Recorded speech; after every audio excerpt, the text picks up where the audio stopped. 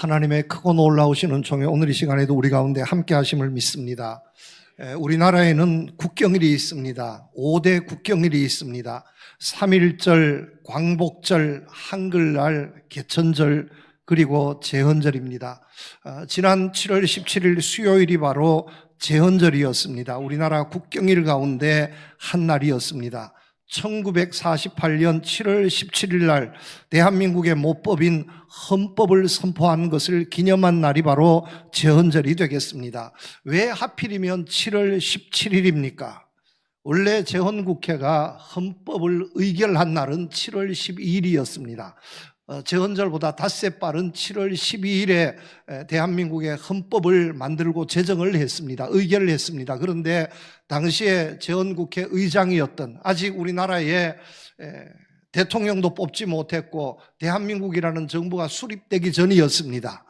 8월 15일에 대한민국 정부가 수립되고 대한민국의 대통령으로 이제 이승만 대통령이 처음 취임해서 우리 대한민국이란 나라가 세계에 세워진 것을 선포했는데, 그 한 달 전 7월 17일은 아직 대한민국이 세계에 태동하기 전이었습니다. 제헌국회 의장이었던 이승만 의장이 7월 12일에 헌법을 제정하고 선포하지 않았습니다. 닷새를 더 기다려서 7월 17일에 대한민국의 헌법을 선포를 합니다. 왜냐하면 7월 17일이 조선이 건국된 날이었습니다. 500년 전에 태조 이성계가 조선을 건국해서 선포한 날이 바로 7월 17일이었습니다. 그래서 닷새를 더 기다려서 7월 17일을 제헌절로 해서 우리나라의 헌법을 선포하게 되었습니다. 그래서 이제 대한민국의 헌법이 만들어졌는데 이 날을 국경일로 삼았습니다. 그런데 국경일 중에 유일하게 공휴일이 아닌 날이 바로 제헌절입니다. 15년 전부터 나라의 공휴일 수가 너무 많다 해서 줄였습니다. 지금은 또 공휴일을 더 만들려고 하는데 그때는 공휴일이 너무 많다 해서 공휴일을 줄이기 시작했습니다. 그래서 가장 처음으로 공휴일에서 제외된 날이 식목일이었습니다. 2006년입니다. 그리고 2년 뒤에 2008년도에 제헌절을 또 공휴일에서 제외를 시켰습니다. 지금은 공휴일이 아닙니다. 다시 공휴일이 되어야 한다, 아니다, 그냥 두어야 한다, 아직 논란 중에 있습니다. 그렇지만 아무튼 법을 만들어서 선포한 그날, 우리나라의 5대 국경일 중에 한 날입니다. 너무나 소중하고 귀한 날입니다. 왜냐하면 법이 없으면 나라가 없습니다. 여러분, 세상에 무법천지인 나라 중에 제대로 된 나라가 없습니다. 세계 남미 쪽에 보면 같은 섬을 사용하는 나라가 있습니다. 하이티라는 나라가 있고 도미니카 공화국이라는 나라가 있습니다. 두 나라 중에 원래는 하이티가 더 잘 사는 나라였습니다. 그런데 지금은 완전히 바뀌어졌습니다. 도미니카 공화국은 그래도 살만한 나라이지만 그보다 더 자원이 훨씬 더 풍부한 하이티라는 나라는 형편없는 나라가 되었습니다. 왜냐하면 그 나라는 무법천지입니다. 법이 있어도 시행되지 못하고 법이 없습니다. 깡패가 나라를 지배하는 나라. 그래서 예전에는 괜찮게 살았지만 지금은 완전히 세계에서 최빈국이 되었습니다. 법이 지켜져야 하고 질서가 지켜져야 합니다. 이런 나라들이 선진국입니다. 무법천지인 나라, 법원이 있지만 유명무실한 나라, 무전유죄, 유전무죄, 이런 나라가 되면 아무리 모든 것을 가지고 있어도 선진국, 질서가 있는 나라, 잘 사는 나라가 될 수 없습니다. 법이 있어야 하고 법이 지켜져야 합니다. 그래야 나라가 세워지고 사회가 세워지는 겁니다. 그것은 우리 교회도 마찬가지입니다. 하나님을 믿는 종교이지만 우리에게도 법이 있습니다. 우리가 지켜야 할 규범이 있습니다. 하나님의 말씀이 있습니다. 우리가 말씀이 법입니다. 말씀을 지켜야 합니다. 말씀대로 살기 위해서 힘써야 합니다. 말씀대로 살지 않고 말씀이 지켜지지 않는 교회는, 신앙생활은 정말로 위험한 신앙생활입니다. 또 우리 교회에도 모법인 교회 헌법이 있습니다. 우리 교단에도 지켜야 할 법과 규칙이 있습니다. 그 법과 규칙을 가지고 신앙생활할 때 성도들의 신앙생활이 건강하게 되고 또 교회도 건전하게 부흥하고 발전할 수 있습니다. 교회든지 사회든지 어떤 조직이든지 지켜야 할 규칙, 규범이 있습니다. 반드시 필요합니다. 그래야 나라가 바로 세워지고 교회가 바로 세워지고 사회가 바로 세워집니다. 그런데 여러분, 살다가 보면 참 법을 분명히 지켰는데, 법대로 살았는데 낭패를 당할 때가 있습니다. 법을 지켰는데, 나는 분명히 법을 지키기 위해서 최선을 다했는데 문제가 생기고 큰 낭패를 당하게 됩니다. 법을 지키다가 어려움에 당한 때, 또 법을 지키기 위해서 있었지만 법을 지킬 수 없는 이런 형편에 처할 때, 그때를 우리는 만나게 됩니다.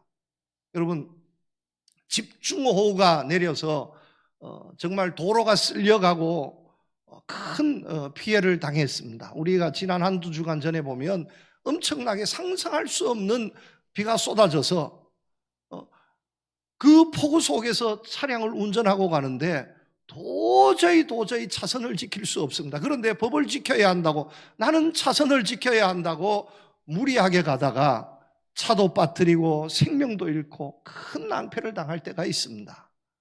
예를 들면 또 생각해 볼 수 있습니다. 음주운전하는 사람이 막 종잡을 수 없을 정도로 위험하게 운전을 해옵니다. 그때에 이런 상황이 부딪힐 때 나는 내 길을 가야 합니다, 나는 내 신호를 지켜야 합니다 하다가 법을 지키려다가 낭패를 당합니다. 어떻게 보상받을 수 있습니까? 나는 문제 없습니다, 분명히 법을 지켰습니다. 그런데 공경에 처하고 어려움에 처합니다. 나는 법을 지켰는데 전쟁이 일어났습니다. 전쟁이 일어났는데 어떻게 할 수 없는 이런 형편에서 나는 법대로, 나는 질서대로 과거에 해오던 그대로 살았지만 피해를 입습니다. 누구도 보상해 주지 않습니다. 이때를 어떻게 해야 하겠습니까? 여러분, 우리가 살다가 보면 이런 경우를 만나게 된다는 말씀입니다. 여러분들이 잘 아시는 파브르 곤충기 있습니다. 그런데 파브르 곤충기에 보면 이런 이야기가 나옵니다. 소나무 행렬 송충이라 하는 곤충이 있습니다. 그런데 이 소나무 행렬 곤충이는 특별한 규칙을 가지고 있습니다. 이동할 때는 반드시 일렬로 이동을 합니다. 한 줄로 이동을 합니다. 수백 수천 마리의 곤충이 이동을 하는데 대장곤충이 앞에 서고 그 다음에는 전부 그 대장 송충이를 뒤따라갑니다. 소나무 솔잎을 뜯으러 먹으러 집에서 이제 출발을 합니다. 그러면 일렬로 쫙 행렬을 해갑니다.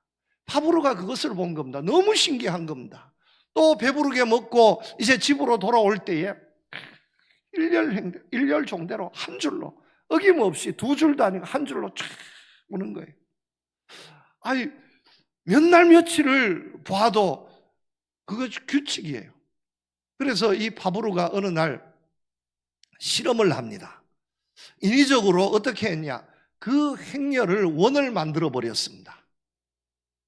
이렇게 움직여서 대장을 움직이고 해서 대장 이 송충이가 꼬리 송충이에 딱 마주쳐서 큰 원을 만들어 버린 겁니다. 그러니 이제는 대장도 없고 쫄병도 없습니다. 하나가 되었습니다. 이 소나무 행렬 곤충은, 송충이는 늘 앞에 있는 대장 송충이만 뒤따라가는 것이, 이것이 룰이요 규칙이고 그것이 생활이 되었으니까 원을 그렸는데 그냥 앞만 보고 가는 거예요. 앞만 보고 1시간, 2시간, 하루 이틀이 지나도 그냥 그 원만 그리고 계속 뱅뱅 도는 겁니다. 이제 먹이도 먹어야 하는데 먹이 먹는 것도 잊어버렸습니다. 왜냐하면 앞만 따라가는 것이 그들의 법칙이었으니까, 조상대대로 내려오는 가르침이었으니까.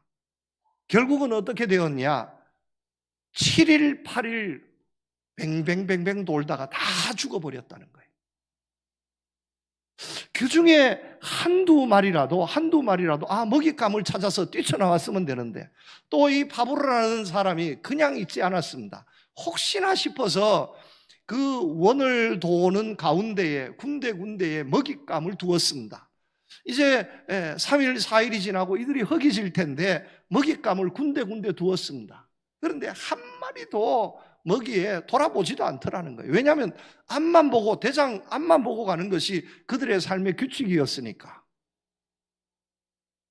먹잇감을 두고도 다 죽어버렸습니다. 8일 만에 다 죽어버린 거예요. 개 중에 한두 마리라도 뛰쳐나와서 그 원을 뛰쳐나와서 먹잇감으로 방향을 틀었더라면 한 마리도 죽지 않았을 겁니다. 그런데 그 누구도 그래. 완벽하게 법을 지킨 거예요. 완벽하게 법을 지켰는데 어떻게 되었습니까? 8일 만에 다 죽어버린 겁니다. 여러분, 잘한 겁니까? 못한 겁니까? 잘한 겁니까? 못한 겁니까? 아니, 잘못하지 않았습니다. 왜냐하면 지금까지 그렇게 대장송충이 뒤만 따라가서 문제 없었습니다. 그런데 위기의 상황이 되고 어려움에 처했는데 그 위기를 벗어나지 못한 거예요. 법에 머물다가 망해버리고 만 겁니다. 우리가 살다가 보면 이런 일을 당할 때가 있다는 말씀입니다. 오늘 우리가 여러분, 다른 사람이 하니까 내가 그대로 하고, 다른 사람이 말하니까 내가 그대로 따라가고, 다른 사람이 행동하니까 그대로 하고, 관습, 법, 규범, 질서를 정확하게 지켰는데 삶의 기쁨이 없는 거예요. 너무너무 불행스럽고 너무너무 안타깝고 내 인생이 왜 이러냐. 여러분, 아무 문제 없이 살았습니다. 열심히 공부했고 열심히 일했습니다. 그런데 삶의 기쁨이 없습니다. 의미를 잃어버렸습니다. 그냥 오늘도 걷는다마는 뱅글 그냥 따라만 가는 거예요. 여러분, 이렇게 살고 있는 사람이 얼마나 많이 있습니까? 저는 그 이별의 노래라는 가곡이 있습니다. 너도 가고 나도 가야지. 기러기 울어에는 하늘구 말리. 보면 기러기 날아가는 것을 보면 왜 가는지 그냥 따라가는 거예요. 너도 가고 나도 가야지. 여러분, 이렇게 우리가 의미 없이 살아갈 때가 얼마나 많이 있었는가. 그런데 그렇게 살면서 우리 인생의 삶에 낭패를 당하지 않으면 그래도 얼마나 감사한 일입니까? 그런데 감사가 없고 기쁨이 없고 은혜가 없고 인간적으로는 완벽한데 문제투성이가 되어버린 겁니다. 여기에서 도전합니다, 여러분. 우리의 삶의 참 기쁨은, 우리의 삶의 참 의미는 법에 머물러 있지 않다는 겁니다. 우리 사람이 만든 질서, 규범에 머물러 있지 않다는 겁니다. 그 위에 우리 주님의 은혜, 하나님의 은혜가 있는 줄로 믿습니다. 우리는 법으로 살아가는 사람이 아닙니다. 법이 필요합니다. 법을 지켜야 합니다. 그러나 그 법이 완벽한 것이 아니다라는 거예요. 때로는 그 법 위에 하나님의 은혜, 하나님의 축복의 역사가 있어야 할 줄로 믿습니다. 우리는 법을 지키면서 살아가는 사람들이 아닙니다. 우리는 법을 지키지만 하나님의 은혜를 바라면서, 하나님의 은혜를 소망하면서 살아가는 사람이 되어야 할 줄로 믿습니다. 여기에 예수 믿는 기쁨이 있는 겁니다. 우리가 예수 믿는 사람들, 이 세상의 법과 질서를 존중하고 지켜야 합니다. 앞장서야 합니다. 그런데 그것으로만 끝나는 것이 아니라 그 위에 우리 주님의 은혜, 우리 주님의 능력이 있음을 우리는 믿어야 합니다. 그래서 우리는 은혜를 바라는 사람이 되어야 합니다. 우리는 법으로 살아가는 사람이 아닙니다. 우리는 주님의 은혜로 살아야 하는 사람인 줄로 믿습니다.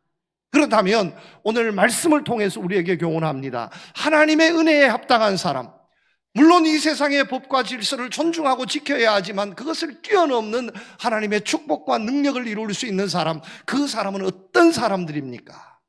첫 번째 교훈입니다. 죽어야 합니다. 자기가 죽어야 합니다. 내가 죽어야 합니다.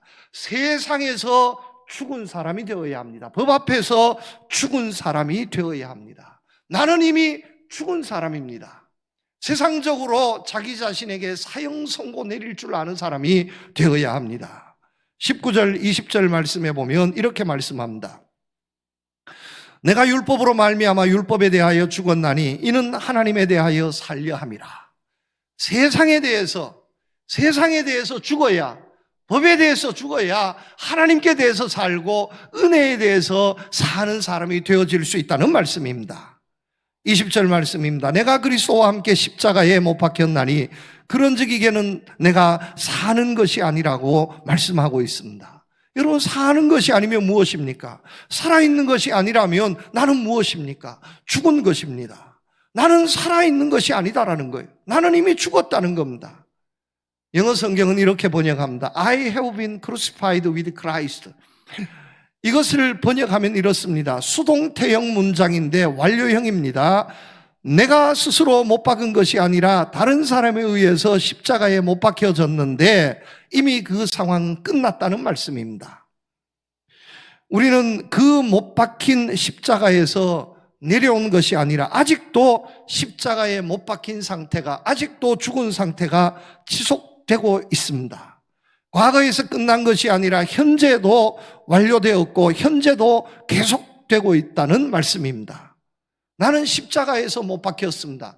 2000년 전에 나는 예수님과 함께 십자가에 못 박혔습니다. 그리고 죽었습니다. 이것은 옛날 이야기가 아니라 지금도 계속되고 있는 현재라는 말씀입니다. 이것이 오늘 우리의 상태를 정확하게 가르쳐주고 있습니다. 여러분, 나는 이미 죽은 사람입니다. 나는 예전역에 2000년 전에 이미 죽은 사람입니다. 나는 태어나기도 전에 죽은 사람입니다. 그러므로 나는 살아도 살아있는 것이 아닙니다. 여러분, 이 세상에 되어지는 일들을 보면서 왜 그렇게 속상해하고 왜 그렇게 불안해하고 왜 그렇게 답답해합니까? 죽지 않았기 때문입니다. 죽어버렸다. 나는 이미 끝난 사람이다. 나는 죽었습니다. 생각하면 아무 관계가 없습니다. 아무 관계가 없습니다. 그런데 아직도 내가 죽지 않았습니다. 내가 죽어야 되는데, 내가 죽어야지. 이 말은요, 내가 아직 죽지 않았다는 얘기입니다. 그런데 오늘 말씀해 보면 내가 죽어야지가 아니라 이미 죽었습니다. 그러니 속상해할 필요가 없습니다. 자녀들이 잘못되고 막 사고치는 걸 보고 속상해할 필요가 없다니까요. 왜냐하면 속상해한다 해서 바뀌어질 것이 하나도 없습니다. 세상이 왜 이렇게 되어지느냐? 아이, 세상이 왜 이러냐? 세상에 전쟁하는 사람들을 보고 세상에 정치하는 사람들을 왜 이러냐? 답답해서 죽겠다. 왜 그런지 아십니까? 아직 내가 죽지 않았습니다. 그런데 내가 답답해서 막 가슴을 친다 해도 여러분, 세상이 변합니까? 내가 대통령 될 것도 아니고 내가 국회의원 될 것도 아니에요. 세상이 변하지 않습니다. 불행스럽고 답답해지는 것은 누구입니까? 자기 자신밖에 없습니다. 내가 가슴을 치는 것만큼 내가 불행해지는 겁니다. 그렇게 살지 말라는 거예요. 이미 죽었는데 왜 그렇게 사냐 이거지요. 여러분, 밤하늘의 별들을 보면 얼마나 아름다운지 모릅니다. 그런데 아십니까? 밤하늘에 지금 반짝이는 별들이 내가 보고 있는 그 모습이 현재 상황이 아니라는 것을 알아야 됩니다. 밤하늘의 별들 중에 보면 멀리 떨어져 있는 별들은 500만 광년, 600만 광년 이상 떨어진 별들입니다. 그 빛이 이제 내가 보여지는 것은 지금 현재의 모습이 아니라 500만 년 전에, 600만 년 전에 그 별이 보여진 모습을 내가 지금 보고 있는 겁니다. 빛의 속도가 1초에 지구를 7바퀴 반을 돈다고 그러는데 이렇게 빠른 속도로 오는데 그 멀리 떨어진 별에 지금 반짝거림에 보여지는 그 모습은 언제적 모습이냐? 500만 년 전에, 600만 년 전의 모습입니다. 내가 지금 가보면 이미 그 별은 사라지고 없어져 버릴 수도 있습니다. 오늘 내가 살아가고 있는 모습이 바로 그런 모습이라는 것입니다.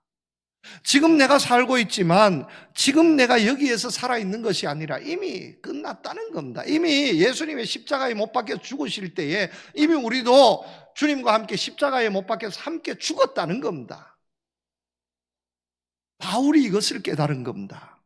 바울이 예수를 믿게 되면서 깨닫게 된 놀라운 사실은 자기의 옛사람이 이미 예수님과 함께 십자가에 못 박혀서 죽었다는 사실입니다. 지금도 보니까 그 옛사람이 주님과 함께 십자가에 못 박혀져 있더라는 사실입니다. 우리 그리스도인들이 진정 예수를 제대로 믿는 사람이라면 우리 모두가 이것을 고백할 수 있어야 합니다. 나는 이미 죽은 사람입니다. 나는 세상적으로 이미 죽은 사람입니다. 내가 살아있어도 나는 산 사람이 아닙니다. 내 안에 희망이 있는 것이 아니라, 내 안에 소망이 있는 것이 아니라, 내 안에 무엇이 있는 것이 아니라 나는 이미 끝난 사람입니다. 이것을 깨달아야 합니다. 그래서 세상에 대해서는 완전히 나는 죽었습니다. 세상에 대해서는 문을 닫을 때에 하늘의 문이 열려질 줄로 믿습니다. 세상의 소망이 끊어질 때에 하나님의 소망의 역사가 시작되어질 줄로 믿습니다. 왜 욕심이 발동이 되고, 왜 시기심이 발동이 되고, 왜 불평하고, 왜 원망하고, 왜 눈물 흘리고, 왜 탄식하고, 왜 갈등하고, 왜 그렇습니까? 죽지 않았기 때문입니다. 여러분, 죽은 사람은요, 욕심이 없습니다. 지금 죽은 사람은 아무리 세상에 기쁜 일이 있어도 웃지 않습니다. 아무리 슬픈 일이 있어도 울지 않습니다. 죽은 사람은 그렇지 않습니다.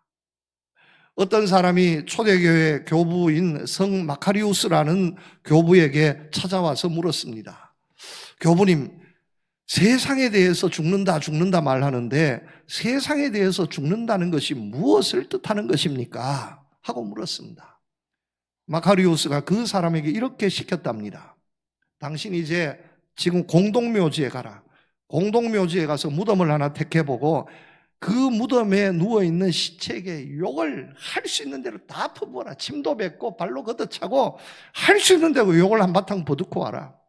시킨 대로 했습니다. 돌아왔습니다. 내가 공동묘지에 가서 욕을 실컷 하고 돌아왔습니다. 그래, 이제 또다시 가라.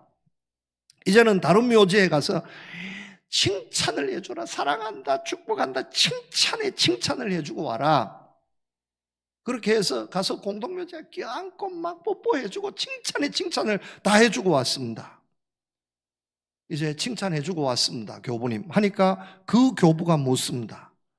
자네가 욕에 욕을 퍼부으니까 그 시체들이 어떻게 하든가, 화를 내든가, 자네가 칭찬에 축복에 막 뽀뽀에 모든 것을 다 해주니까 그 시체가 어떤 반응을 보이든가. 아니요, 내가 아무리 욕을 해도요, 시체가 뻘떡 일어나는 시체는 하나도 없습니다. 내가 아무리 축복해 줘도 좋다고 감사하다고 얘기하는 시체도 없습니다. 이것이 바로 세상에 대해서 죽는 거다. 세상에 소망을 두지 말라는 거예요.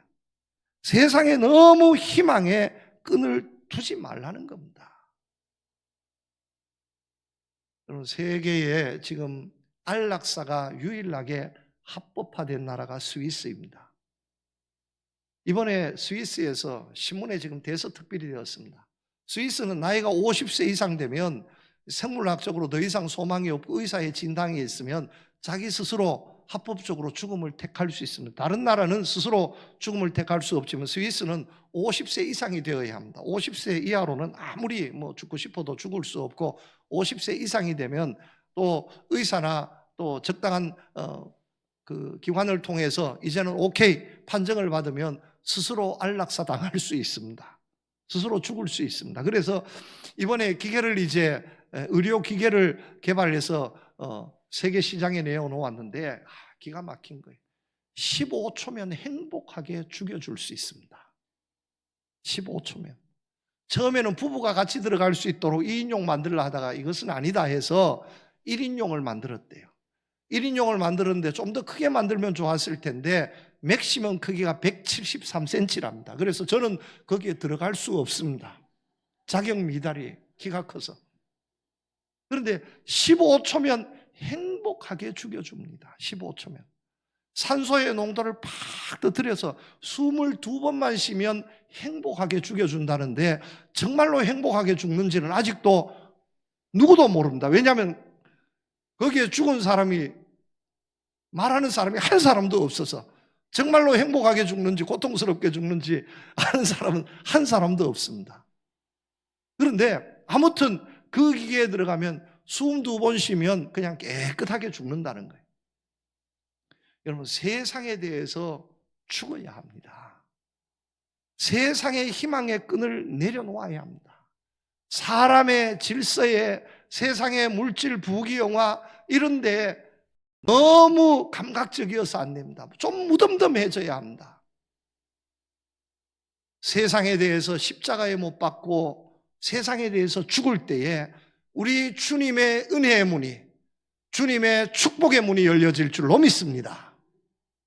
여러분, 법적으로 세상적으로 모든 것을 내려놓고 나는 세상적으로 죽은 사람입니다. 세상에 좀 잘 된다 해서 너무 기뻐하고, 세상에 너무 좀 못 된다 해서 너무 속상해하고, 병들었다 해서 너무 막 의기소침하고, 여러분 이렇게 살지 마시기를 바랍니다. 우리는 이미 죽은 사람들입니다.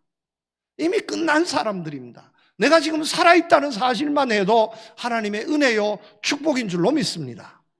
이런 마음 가지고 살아갈 수 있는 여러분들 되시기를 우리 주님의 이름으로 축복합니다. 그렇다면 두 번째입니다. 아니, 죽었다고 얘기하는데 죽지 않고 있습니다. 살아있지 않습니까?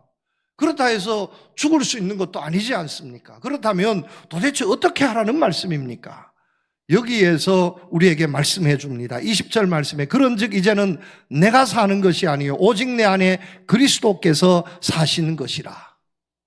그렇다면 내가 살아있는 존재의 이유는 오직 하나입니다. 내 안에 주님이 사시기 때문에 내가 살아있는 겁니다. 나는 죽고 내 안에 주님이 살아야 합니다. 20절 말씀을 쉽게 번역하면 이렇습니다. 나는 삽니다. 그러나 내가 아닙니다. 내 안에 그리스도께서 사시는 것입니다.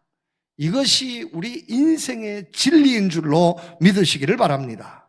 세상의 법으로는, 세상적으로는 이미 우리는 죽은 사람입니다. 그런데 살아 있습니다. 살아야 할 이유가 있습니다. 그것이 무엇입니까? 예수님입니다. 주님의 은혜 때문인 줄로 믿습니다. 내가 오늘 이렇게 살아있는 그 이유는, 근거는 오직 주님의 은혜 때문인 줄로 믿으시기를 바랍니다. 나의 나 된 것은 하나님의 주님의 은혜라 했습니다. 모든 것이 하나님의 은혜입니다. 여러분, 내가 죽었다고 생각하면 나의 모든 가능성을 다 포기하고 나면 그 다음부터는 보이는 것이 은혜밖에 보이지 않습니다. 내가 살아있는 것도 하나님의 은혜요, 내가 누리는 것도 하나님의 은혜요, 모든 것이 하나님의 은혜입니다. 아직도 하나님의 은혜를 발견하지 못했습니까? 그렇다면 내가 죽지 않았다는 증거입니다.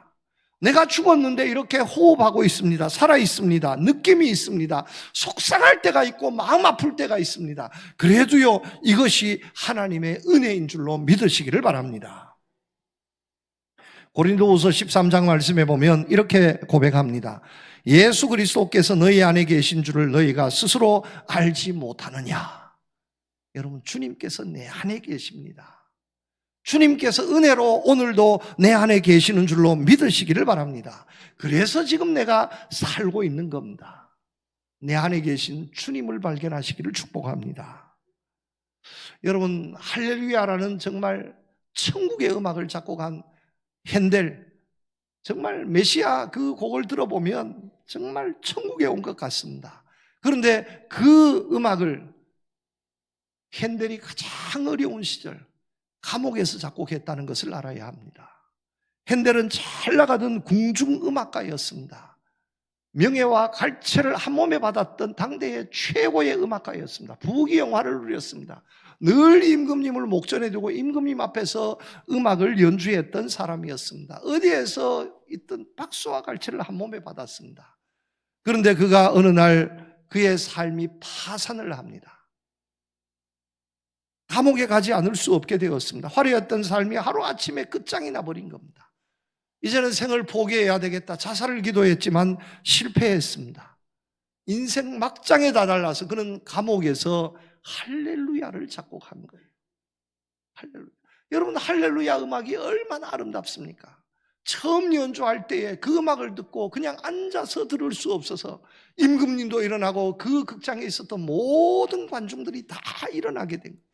지금도 할렐루야를 연주하게 되면 그냥 듣고 있지 않습니다. 일어나서 함께 할렐루야를 마음속으로 합창하면서 부르는 것이, 이것이 관례입니다. 어디에서 작곡했습니까? 인생의 막장 감옥에서. 세상적으로는 죽었지만 그 안에, 그의 심령 안에 살아계신 주님을 생각하면서, 주님의 은혜를 생각하면서 위대한 작품을 남기게 되었다는 말씀입니다. 여러분, 오늘도요, 내 안에 살아계신 주님을 발견하시기를 축복합니다. 내 안에서 몰라서 그렇지 내 안에서 역사하시는 우리 주님의 은혜를 발견하시기를 축복합니다. 그러면 할렐루야 명품 인생이 되는 겁니다. 세상적으로는 죽고 주님께 열려져서 주님의 내 안에 역사하시는 은혜를 발견하고 정말로 아름답게 거듭날 수 있는 여러분들의 삶이 되시기를 우리 주님의 이름으로 축복합니다. 그렇다면 마지막 세 번째입니다.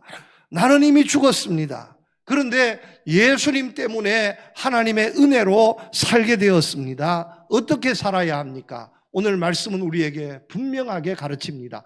믿음으로 살아야 한다는 겁니다. 이제 내가 육체 가운데 사는 것은 나를 사랑하사 나를 위하여 자기 자신을 버리신 하나님의 아들을 믿는 믿음 안에서 사는 것이라. 믿음으로 살아야 한다는 겁니다. 유대인들은 율법을 지키고 율법대로 세상적으로 완벽하게 살아가는 것이 최고인 줄로 알았습니다. 그래서 조목조목 나누었습니다. 모세의 출애굽기 레위기에 가르친 율법을 조항조항을 나누어서 613조항으로 구분시켰습니다. 지켜야 할 것, 지키지 말아야 할 것, 613조항을 이것을 완벽하게 지켜야 유대인이 된다고 그들은 가르쳤습니다. 너무너무 힘든 거예요. 다윗이 이 613개를 시편 15편에 보면 11개로 압축을 합니다. 이사야서 33장 말씀에 보면 이 11개를 6개로 또 압축을 합니다. 미가서 말씀 6장 말씀에 보면 6개를 다시 3개로 요약합니다. 이사야 56장에 보면 이 3개를 다시 2개로 요약합니다. 그런데 하박국 선지자 보면 이 613개를 줄이고 압축하고 또 압축해서 2장 4절 말씀에 보면 1개로 압축합니다. 오직 의인은 믿음으로 말미암아 살리라. 오직 의인은 믿음으로 말미암아 살리라. 여러분, 이 성경 말씀을 압축하고 압축하면, 줄이고 압축하고 압축하면, 가장 완벽하게 압축하면 남는 것이 무엇입니까? 오직 의인은 믿음으로 말미암아 살리라. 믿음 지켜야 한다는 말씀입니다. 여러분, 카카오톡 많이 사용하시죠? 용량이 큰 것은 보낼 수 없습니다. 이메일 용량이 큰 파일은 보낼 수 없습니다. 어떻게 해야 합니까? 압축하면 보낼 수 있습니다. 반으로 압축하고 10분의 1로 압축하고 압축해서 보내면 그것을 또 받아서 풀면은 처음에 원본하고 똑같이 되어지는 거예요. 성경 말씀을 압축하고 압축해서 가장 쉽게 압축하면 무엇입니까? 믿음으로 살아야 한다는 겁니다. 여러분, 은혜로 살기를 원하십니까? 세상적으로는 죽고 은혜로 살기로 원하십니까? 그렇다면 믿음으로 살아야 합니다. 그런데 믿음으로 산다는 것이 무엇입니까? 저는 쉽게 말씀드리고 싶습니다. 믿음으로 산다는 것은 주님께 맡기는 것입니다. 내 삶을 주님께 맡기는 겁니다. 내 생각을 주님께 맡기고 내 의지를 주님께 맡기고 내 운명을 주님께 맡기는 겁니다. 내 건강을, 내 삶을 주님께 맡기는 겁니다. 내 가정을 주님께 맡기고 이 교회를 주님께 맡기는 겁니다. 내가 무엇을 하려고 하는 것이 아니라 주님께 맡기는 겁니다. 맡기면요, 맡기면 근심, 걱정, 불안이 다 사라집니다. 맡기면 그냥 있다가 보면 그냥 해결되어집니다. 여러분, 주머니에 지금 지갑에, 여러분 주머니, 여러분 지갑에 얼만큼 돈이 있는지 모르겠습니다. 10,000원짜리 몇 장, 50,000원짜리 몇 장, 뭐 이 정도까지는 좋습니다. 그래서 뭐 1만 원, 2만 원, 5만 원, 10만 원, 아니면 10만 원, 20만 원, 뭐 이 정도까지는 지갑에 넣어서 다녀도 별 근심 걱정이 없을 겁니다. 그런데 그 단위가 커집니다. 100만 원, 200만 원, 1000만 원, 2000만 원 이렇게 올라가는데 그에게 돈을 지갑에 넣고 다닌다면 불안해서 견딜 수가 없습니다. 이렇게 보면 다 보여요. 아, 핸드백 안에 돈이 얼마나 들었겠다. 다 보입니다. 왜냐하면 눈이 떠나지를 않아요. 손이 떠나지를 않습니다. 이렇게 부둥켜 날 이거 훔쳐가세요 하고 보여주는 것과 똑같습니다. 왜냐하면 그렇게 하지 않을 수 없는 것이 이게 얼마인데 내 전 재산인데 이것은 여러분 이렇게 되어지는 거예요. 100만 원, 200만 원, 1000만 원, 2000만 원이면 내 주머니, 내 지갑에 넣고 다니는 것이 아니라 어떻게 해야 합니까? 은행에 넣어야 합니다. 은행에 맡겨야 합니다. 은행에 넣고 은행에 맡기면 때가 되면 이자도 좀 붙고요. 필요할 때 찾았으면 아무 걱정 없습니다. 그런데 맡기지 못하면 그날부터 잠이 오지 않는 거예요. 여러분 1억의 돈이 생겼습니다. 그런데 은행에 맡겼습니다. 너무너무 행복할 거예요. 그런데 맡기지 못했습니다. 내가 지금 집에 지갑에 지금 장롱 속에 숨겨두었습니다. 그날부터 잠을 자지 못하는 거예요. 언제 도둑놈이 쳐들어오나 잠을 자지 못하는 겁니다. 왜 그렇습니까? 맡기지 못하니까 그런 겁니다. 여러분 인생이 왜 불안합니까? 답답합니까? 왜 초조합니까? 주님을 믿고 주님께 맡겨야 하는데 주님을 믿지 못하고 주님께 맡기지 못하는 겁니다. 여러분 한번 생각해 보십시오. 내 인생, 내 목숨을 여러분 어떻게 몇 천만 원에 몇 억에 비유하겠습니까? 천하를 주고도 바꿀 수 없는 것이 내 생명, 내 삶인데, 내 인생인데 여러분 이 값지고 이 귀한 것을 내가 붙들고 있으니 불안해서 견딜 수 없는 겁니다. 주님께 맡기시기를 축복합니다. 무엇이 되든지 주님께 맡기시기를 축복합니다. 이것이 믿음입니다. 나를 믿으니 하나님을 믿으라고 말씀하고 있습니다. 여러분 주님을 믿습니까? 주님께 맡길 수 있는 여러분들 되시기를 축복합니다. 무엇이든지 주님께 맡겨보시기를 축복합니다. 건강도 주님께 맡기고 자녀도 주님께 맡기고 내 근심 걱정도 주님께 맡기고 내 직장, 내 모든 것을 주님께 한번 맡겨보시기를 바랍니다. 내 운명도 주님을 믿고 맡겨보시기를 바랍니다. 주님이 인도해 주실 줄로 믿습니다. 말씀을 맺습니다. 여러분 나는 세상적으로 살고 있습니까? 믿음으로 살고 있습니까? 나는 법적으로 살고 있습니까? 아니면 은혜로 살고 있습니까? 여러분 축복합니다. 축복의 문을 열어젖히고 은혜로 사시고 믿음으로 살아서 후회 없는 여러분들의 삶이 다 되실 수 있기를 우리 주님의 이름으로 축복합니다. 하나님 아버지 감사합니다. 의인은 오직 믿음으로 산다 했습니다.